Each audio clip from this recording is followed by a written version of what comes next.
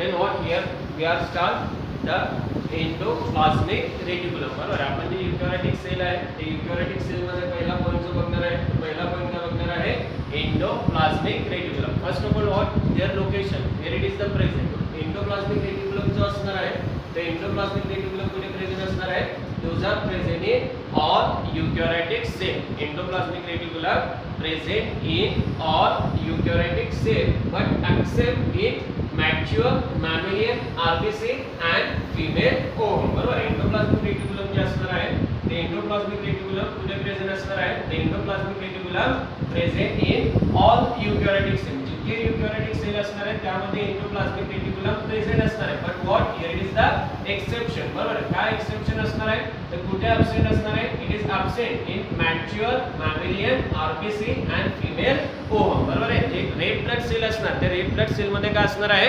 endoplasmic reticulum absent असणार आहे आणि आणखी कुठे absent असणार आहे female ovum मध्ये. बरोबर it is very important for the MCQ. बऱ्याच वेळेस MCQ मध्ये तुम्हाला विचारलं जातं की endoplasmic reticulum कुठे प्रेझेंट आहे मग कुठे प्रेझेंट असणार आहे it is present in all eukaryotic cell but what is the exception. eukaryotic cell मध्ये काय एक्सेप्शन आहे तर रेड ब्लड सेल मध्ये मॅच्युअर रेड ब्लड सेल मध्ये आणि कुठे फिमेल ओव्हम मध्ये. बरोबर काय absent असणार तुमचा endoplasmic reticulum. then what is where it is also absent it is absent in prokaryotic cell. endoplasmic reticulum जे असणार आहे ते कुठे absent असणार आहे it is absent in prokaryotic cell. then what is the structure of endoplasmic reticulum. सर्वात अगोदर बघा काय असणार आहे cell. what here it is the structure of cell. okay plasma membrane नंतर हा असणार तुमचा सायटोप्लाझमच्या आतमध्ये काय असणार आहे न्यूक्लियस प्रेझेंट असणार. सायटोप्लाझमच्या आतमध्ये काय प्रेझेंट असणार आहे न्यूक्लियस. ओके आणि न्यूक्लियस नंतर आपल्याला इंटरेस्ट ऑफ पार्ट काय एंडोप्लाझमिक रेटिक्युलम. बरोबर आपल्याला काय बघायचं आहे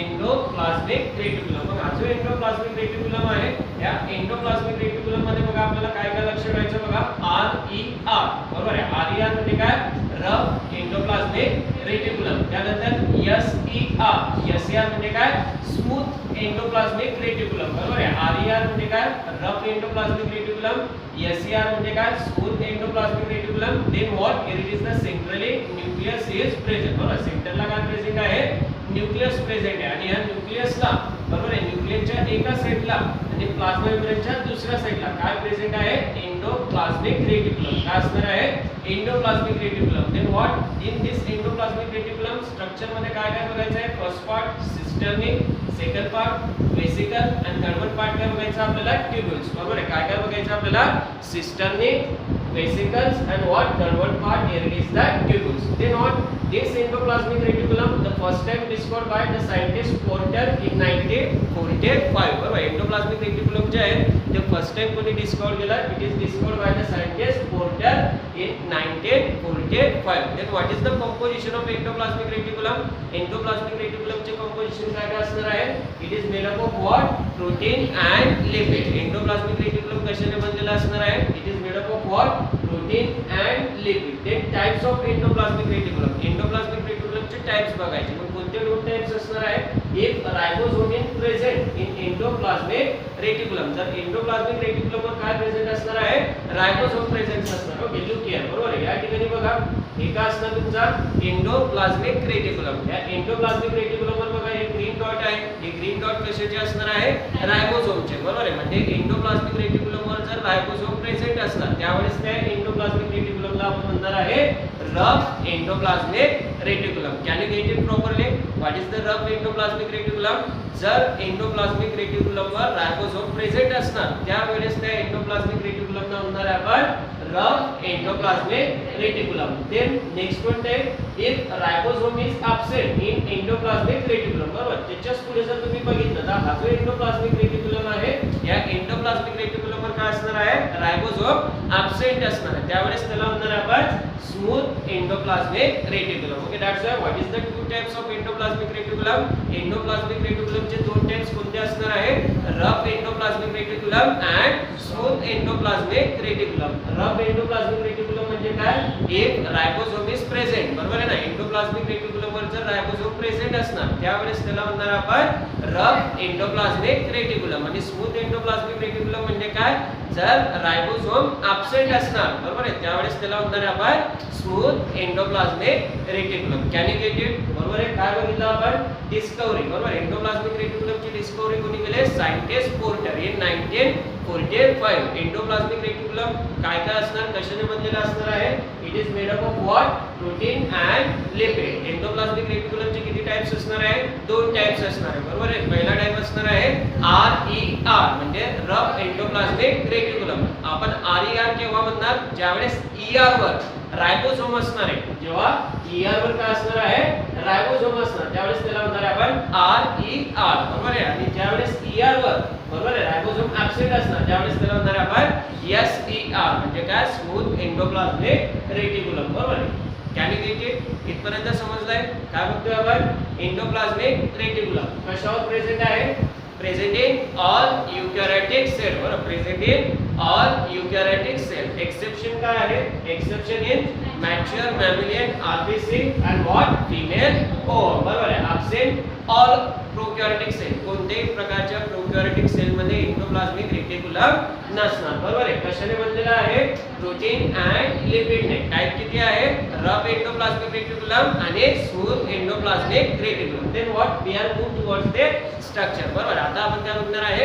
एंडोप्लाझ्मिक रेटिक्युलमचा स्ट्रक्चर बघणार. बरोबर. या एंडोप्लाझ्मिक रेटिक्युलम मध्ये जर तुम्ही स्ट्रक्चर बघितलं तर आपण ऑलरेडी सांगितलं एंडोप्लाझ्मिक रेटिक्युलम मध्ये काय असणार आहे? सिस्टर्नी. बरोबर. हा पार्ट कशाचा आहे? सिस्टर्नीचा. सेकंड पार्ट कशाचा असणार आहे? वेसिकल. आणि थर्ड पार्ट कशाचा असणार आहे? Tubules. So that's it consist of cisternae, it consist of vesicles and it consist of tubules. Okay. Like that. Structure मध्ये बघायचं आपल्याला फर्स्ट पार्ट कशाचा असणार आहे? सिस्टर्नीचा. मग cisternae means what? It is the sac like structure. Cisternae means what? It is the sac like structure. तर तुम्ही बघितलं सिस्टर्नी. ओके. Like that. अशा प्रकारे काय असणार आहे? सिस्टर्नी प्रेझेंट असणार आहे. Like that. Here it is the what? Here it is called as the cisternae means what? Here it is the sac like structure. Okay. Here it is the sac like structure. It is called as the cisternae. What is the diameter? What is the dimension of cisternae? It is about 40 to 50 micrometre in length. बरोबर. सिस्टर्नीचं जर तुम्ही diameter बघितलं तर किती असणार आहे? 40 to 50 micrometre in length. Okay. Second structure जे असणार आहे ते सेकंड स्ट्रक्चर कशाचं असणार आहे? वेसिकलचं. What is the second structure? Here it is called as the vesicle. What about the vesicle? Vesicle here it is the spherical in shape. Vesicle कसे या ठिकाणी? Vesicles here it is the spherical in shape. What about their dimension? It is about 50 to 500 in micrometre. बरोबर आहे ना? या ठिकाणी vesicles काय असणार आहे? Vesicle it is the spherical structure. Diameter it is about 50 to 500 in micrometer. Okay. Here it is the spherical structure. It is called as the vesicle. And last one structure जे असणार आहे ते last one कशाचं असणार आहे? tubules. Last one structure कशाचं असणार आहे? tubules. So tubules means what? It is the branch structure like that. बघा. यांना काय म्हणणार आपण? What? Here it is called as the tubules. बरोबर. मग जर तुम्ही tubules जर बघितलं तर tubules स्ट्रक्चर अशा प्रकारे असणार आहे. Okay. What? Here it is called as the tubules. tubules म्हणजे काय असणार आहे? Here it is the branch structure. बरोबर. मग जर तुम्हाला विचारलं की एंडोप्लाझ्मिक रेटिक्युलमच्या स्ट्रक्चर मध्ये काय काय असणार, तर मग एंडोप्लाझ्मिक रेटिक्युलम मध्ये तीन पार्ट असणार. पहिला पार्ट कशाचा? सिस्टर्नी. दुसरा पार्ट कशाचा? वेसिकल. आणि तिसरा पार्ट कशाचा असणार आहे? ट्यूब्युल्सचा. बरोबर. सिस्टर्नी म्हणजे काय आहे? Sac like structure. सिस्टर्नी काय असणार आहे? Sac like structure. Okay. Like that. Here it is the sac like structure. Dimension काय आहे? 40 to 50 micron. Okay. Then what? Vesicle. Vesicle it is the spherical structure. Diameter काय असणार आहे? 50 to 500 micrometer. आणि last one काय असणार आहे? Tubules. Tubules काय असणार आहे? It is the branch structure. Okay. Reading. Then what? The next part, the functions of endoplasmic reticulum. Okay. Next part काय असणार आहे या ठिकाणी? Function of endoplasmic reticulum. मग एंडोप्लाझ्मिक रेटिक्युलमचे फंक्शन. आता यामध्ये आपण दोन टाइप बघतो एंडोप्लाझ्मिक रेटिक्युलमचे. कोणते दोन टाइप आहेत? Smooth endoplasmic reticulum. बरोबर आहे. कोणते दोन टाइप आहेत? पहिला असणार आहे स्मूथ एंडोप्लाझमिक रेटिक्युलम. मग स्मूथ एंडोप्लाझमिक रेटिक्युलमचं फंक्शन काय बघा? The synthesis of lipids. It is very very important. बरोबर आहे. कारण आपण बघतोय की एंडोप्लाझमिक रेटिक्युलम कशाने बनलेला आहे? लिपिडने आणि प्रोटीन्सने. बरोबर. मग लिपिड आणि प्रोटीन आहे, परंतु त्यातल्या त्यात एंडोप्लाझमिक रेटिक्युलम मध्ये जर स्मूथ एंडोप्लाझमिक रेटिक्युलम मधला तर मग तुम्ही काय म्हणणार आहे? Lipid. Okay. That's why what? The synthesis of lipids from adrenal gland, testis and ovaries. बरोबर. टेस्टिस काय? मेल रिप्रोडक्टिव्ह पार्ट आहे. बरोबर. टेस्टिस काय here it is the male reproductive सिस्टीमचा पार्ट आहे आणि ओव्हरी काय आहे फिमेल रिप्रोडक्टिव्ह सिस्टीमचा पार्ट आहे बरोबर. म्हणजे टेस्टिस मेल मध्ये आणि फिमेल मध्ये ओव्हरीज बरोबर. यामधून काय सिंथेसिस होणार आहे लिपिड सिंथेसिस होणार. That's what the synthesis of lipids from adrenal gland testis and ovaries. Then what second function काय असणार आहे स्मूथ एंडोप्लाझमिक रेटिक्युलमचा detoxification of drug and poison from the liver cells बरोबर आहे. जे आपल्या लिव्हर सेल्स असणार आहे एखाद्या वेळेस जर इंटेक जर केलं पॉइझन्स वगैरे बरोबर आहे किंवा जे टॉक्सिन्स आपल्या बॉडीमध्ये जमा होतात आणि हे जमा झालेले टॉक्सिन्स किंवा जर पॉइझन लिव्हर मध्ये आलं तर लिव्हर सेल मध्ये त्याला डिटॉक्सिफाईड करण्याचं बरोबर आहे. त्या काय करणार त्याला डिटॉक्सिफिकेशन बरोबर. टॉक्सिक आणि डिटॉक्सिक बरोबर. म्हणजे मग हे जे टॉक्सिक सबस्टन्स असणार आहे जे पॉइझन सबस्टन्स असणार आहे लिव्हर मध्ये ते डिटॉक्सिफिकेशन करण्याचं काम कोणाकडे असणार आहे स्मूथ एंडोप्लाझमिक रेटिक्युलमकडे. Okay that's why smooth endoplasmic reticulum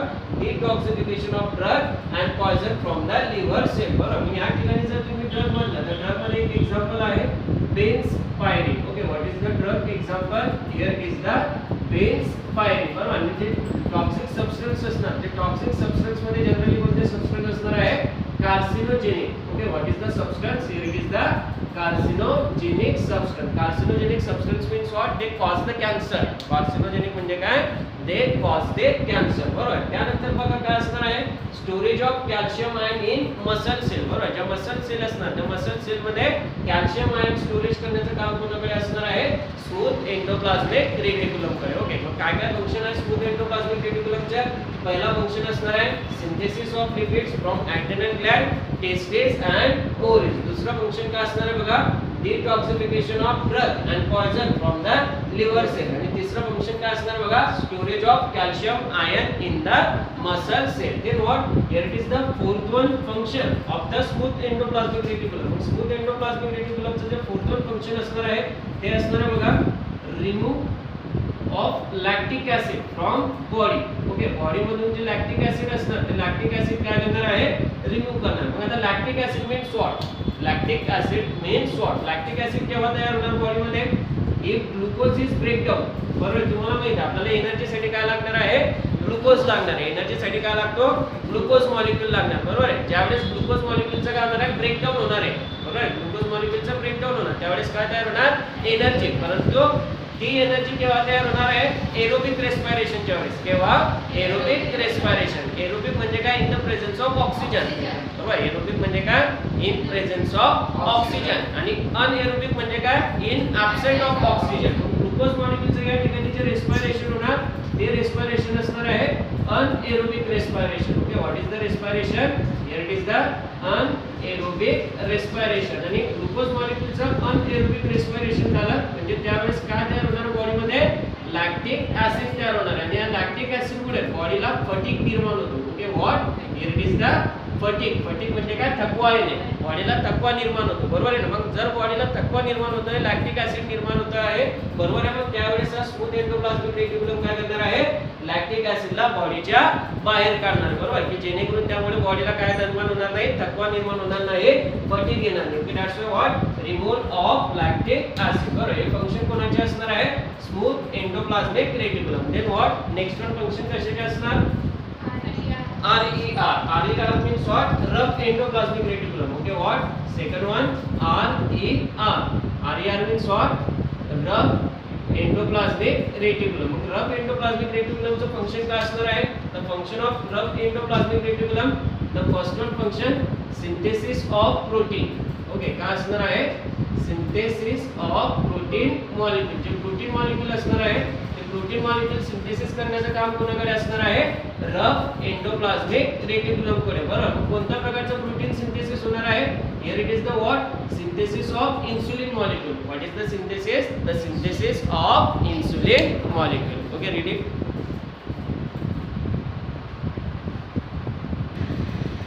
Then what? Here it is the first function of rough endoplasmic reticulum, the synthesis of protein. An example, here it is the insulin.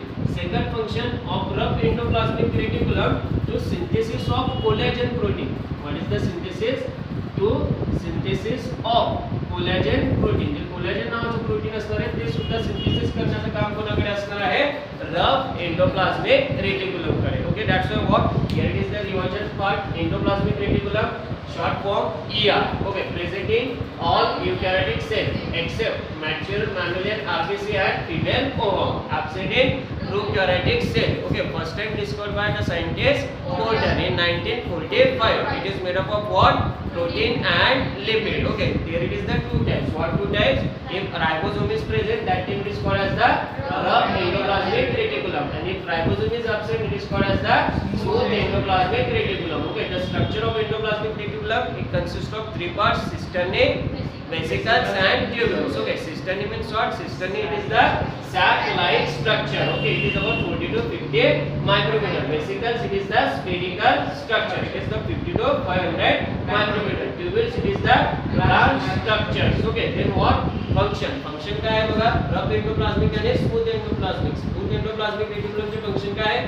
Synthesis of lipid, detoxification of drug and poison, storage of calcium ion, removal of lactic acid. Okay, rough endoplasmic reticulum चे function synthesis of protein insulin and synthesis of protein collagen. Okay, thank you.